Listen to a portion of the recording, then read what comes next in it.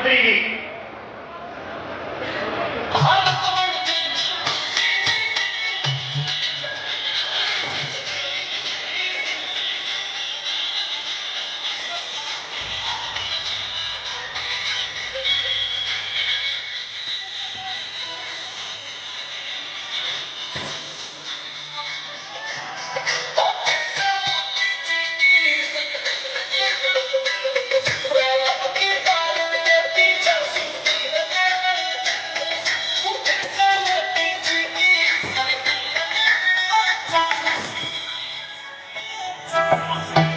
बोलो, आप कहोगे सरकार देखना चाहूँ वो फिर से मोदी जी की, तेज बोलो भाई, वो फिर से मोदी जी की, हर जन जन के मुख पे है मोदी जी तेरा नाम, बोलो राम राम राम, बोलो जय सिया राम।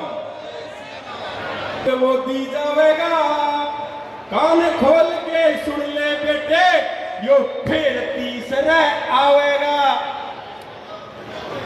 ताड़ी बजा दे रहा भाई साहब, एक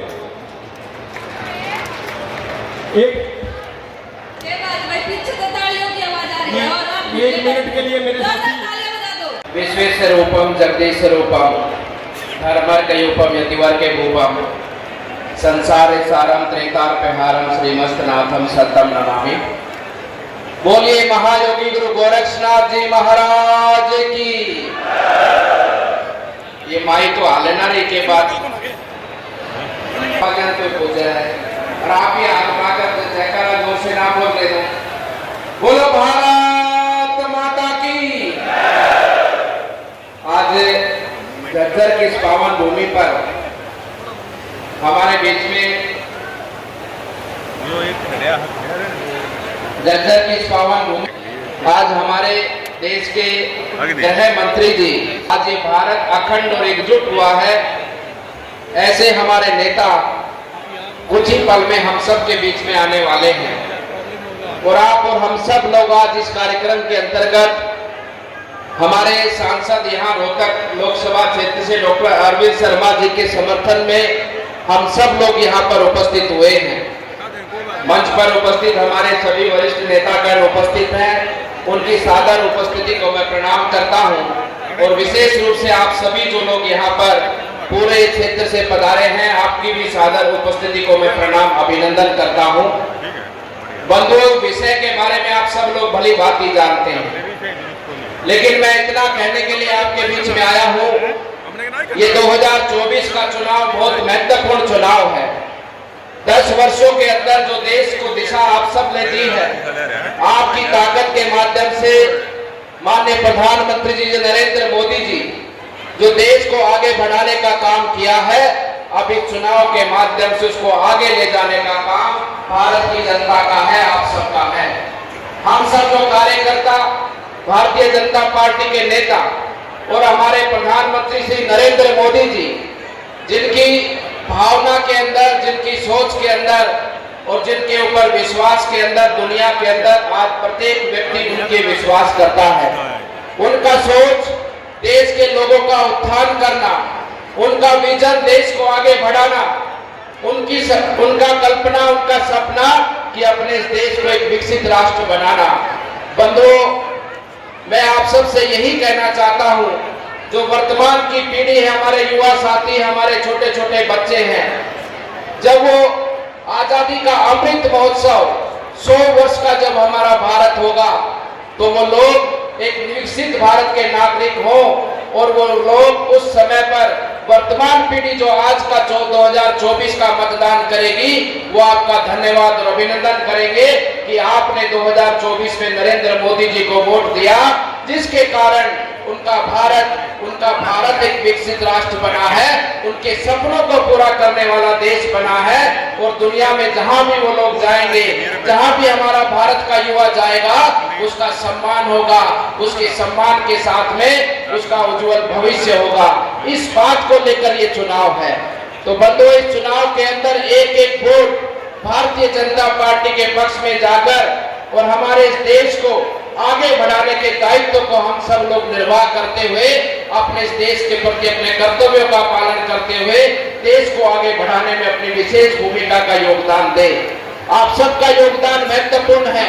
आपके वोट की ताकत इतनी बड़ी ताकत है, जिस ताकत के बलबूते धारा 370 टूटी है, जिस ताकत के बलबूते हमारा राम मंदिर बना है, जिस ताकत के बलबूते हजारों हजार की संख्या में, लाखों लाखों की संख्या में गरीब व्यक्तियों के प्रधानमंत्री आवास बने हैं, आपके वोट की ताकत से शौचालय बने हैं, घर घर राशन पहुंचा है, आपके वोट की ताकत से भारत की सीमाएं मजबूत हुई हैं, आपकी वोट की ताकत से भारत के अंदर आज जो एक समय के अंदर हम देखते थे कि भारत के अंदर माओवादी हो या अनेकों ऐसे संगठन जो भारत विरोधी कार्य करते थे, आज उनको खत्म करने का काम किया है। आज के बहुत ही जोशीले मौके पर चुनावी सभा, इससे पहले परसों प्रधानमंत्री जी की सभा थी, रैली का रैला था, और यहां भी बहुत बड़ी अमित शाह जी के सम्मान में बहुत बड़ी सभा। इतने ही लोग बाहर घूम रहे हैं, बाहर खड़े हैं, शायद गर्मी के कारण अंदर नहीं आना चाहते। और भाई इतना बड़ा प्रोग्राम मोदी जी का था, और मोदी जी ने कहा जब भी जाओ तो भाई सबको, मेरे परिवार वालों को मेरी राम राम कहना। तो भाई मोदी जी की राम राम आपको, अमित शाह जी की राम राम आपको। आज देखिए अभी हमारे गृह मंत्री जी हमारे बीच में पहुंचने वाले हैं, मुश्किल से 10-12 मिनट में वो मंच पर होंगे। वो जल्दी में है, उनका मैसेज आया है कि मेरे से पहले सब बोल लें, उसके बाद उनका भाषण होगा और अपनी बात रखेंगे।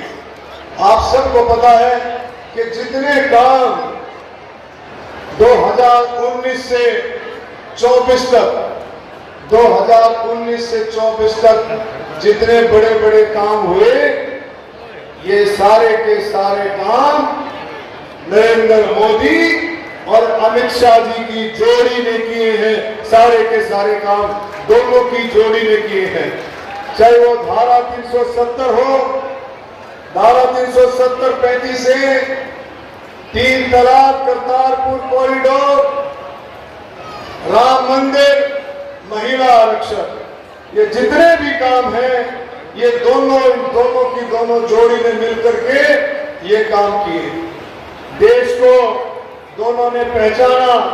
आप देखें जिस तरह से कश्मीर में अराजकता का माहौल था, और धारा 370 को हटा करके वहां मजबूत कश्मीर देने की बात, कश्मीर को देश के साथ बहुत अच्छे तरीके से जोड़ने की बात, पत्थरबाजों को बिल्कुल खत्म करने की बात, मिटाने की बात, और भाई आतंकवाद को भी जड़ से मिटाने की बात भी दोनों की जोड़ी ने की।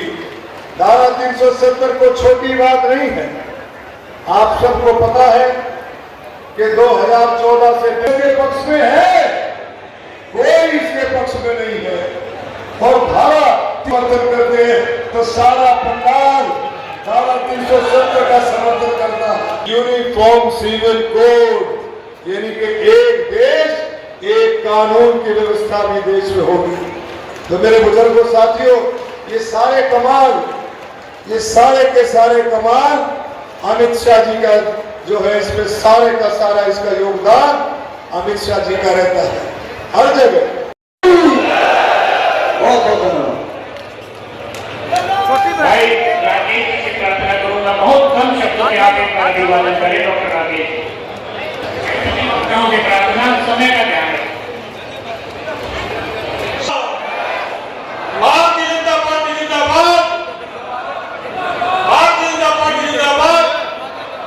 आदरणीय साथियों, समय की बड़ी शॉर्टेज है, और मैं तो एक बात यही कहना चाहता हूं कि आने वाली 25 तारीख को आदरणीय भाई डॉक्टर अरविंद शर्मा जी को कमल के फूल का बटन दबा करके उनको विजय बनाने का काम जगन की जनता करे।